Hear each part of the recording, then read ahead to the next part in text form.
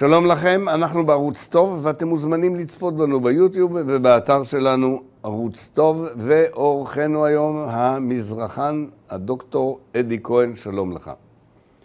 שמע, זימנתי אותך היום לאולפן עקב עניין נורא שאני ראיתי. אני ראיתי לא עד הסוף, לא רציתי לראות עד הסוף, איזה סרט סנאפ נקרא לזה, מחברון, ששם אתה רואה איך עשרות אנשים, אני לא ספרתי אותם, אבל קבוצה גדולה של אנשים, מכה וחובטת, בועטת והורגת, מוצאים להורג, ממש לינץ' ערבי בחברון שהוא הומו. ואמרו לי, אני לא רציתי להמשיך לצפות בזה, אמרו לי שאחר כך גם קורטים את ראשו לנוכח המצלמה. ואני שואל אותך, תגיד לי, מה זה? מה קורה שם? טוב, אנחנו במזרח התיכון, לא בנורווגיה ולא בשוויץ. מדובר בבחור, אחמד אבו מרייחה, פלסטיני מחברון, שמתגורר כבר כמה שנים בישראל. הוא גר בישראל, הוא ברח פה. כן, כן. הוא מתגורר בישראל. מדוע? הוא ברח מחברון בגלל נטיותיו, והוא הומו פשוט מהקהילה ההומואית. ידעו שהוא הומו, לכן הציקו לו, הרביצו לו, הכו אותו שם בחברון, ולכן הוא ברח. ישראל העניקה לו אישור שהייה מטעמים הומניטריים. ישראל הצליחה לשקם אותו, מצא עבודה בישראל, הגיש בקשה לקבלת ויזה להגר לקנדה, והוויזה אושרה, כלומר היה לו ויזה, עוד חודשיים היה אמור לנטוש את ישראל כי הוא פה היה זמני, אבל קרה משהו ששינה והרס את הכל. הצליחו בחברון, קרוב לוודאי משפחתו, מדובר, זה פשע על רקע חילול כבוד המשפחה, לא רק לנשים, הוא חילל את כבוד המשפחה, בהיותו הומו שהגיע לישראל וחי בישראל, הוא חילל את כבוד המשפחה.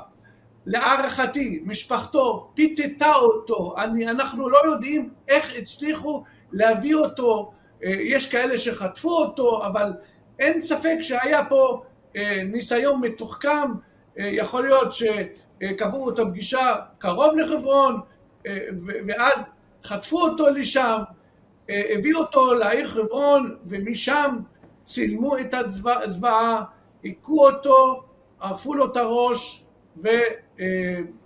ופשוט נהרג ככה תוך דקות ספורות.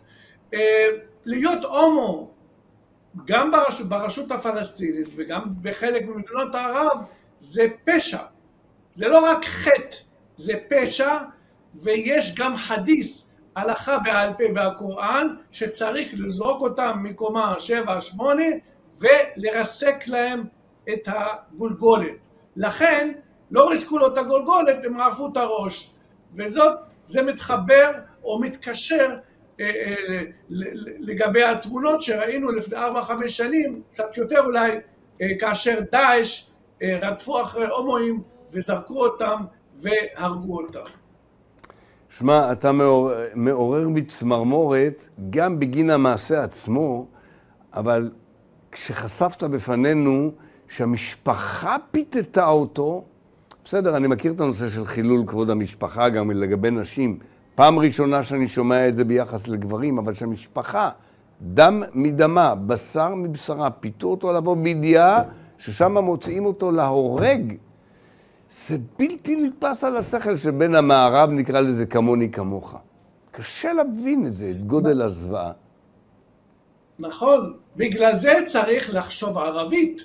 בגלל זה אנחנו חיים איתם, אנחנו צריכים לדעת את האוכל שלהם, את המנטליות, היסטוריה, הכל. כל דבר אנחנו צריכים לדעת. טוב, אני רוצה לבסוף שאלה שלא קשורה לעניין שהעליתי בפניך. לפני התוכנית אמרת לי משפט, אנחנו מדברים במזרח התיכון עם הפלסטינים שוודית, ואנחנו לא מבינים שהם לא מבינים שוודית. תגיד לי מה אמרת, מה פשר המשפט הזה? אנחנו מדברים שוודית עם הפלסטינים, עם המחבלים, אנחנו מתייחסים אליהם, מאמינים להם, וזה בכל מקום, אם זה במעברים, אם זה כאשר אנחנו רוצים להתעמת איתם. ראינו את הפיגוע בחברון, באריאל לפני שבועיים. כלומר, נתנו לו אישור כניסה בין 18-19, הוא נכנס לתוך ישראל. אנחנו יותר מדי נאיבים. אנחנו פתחנו להם בברקן אזור תעשייה כדי לעבוד. תמיד אנחנו חושבים לרווחתם. אנחנו חושבים שאם הם בסדר כלכלית, אז הם לא יעשו פיגועים. אוקיי. ופה נכשלנו. המזרחן דוקטור אדי כהן, תודה רבה לך ותודה רבה לכם גבירותיי ורבותיי שהייתם איתנו. אני מזמין אתכם לצפות בנו ביוטיוב, וגם תלחצו על הכפתור למטה, יש כפתור כזה, תהיו חברים שלנו, עולם שלם נפתח בפניכם, שלום ולהתראות.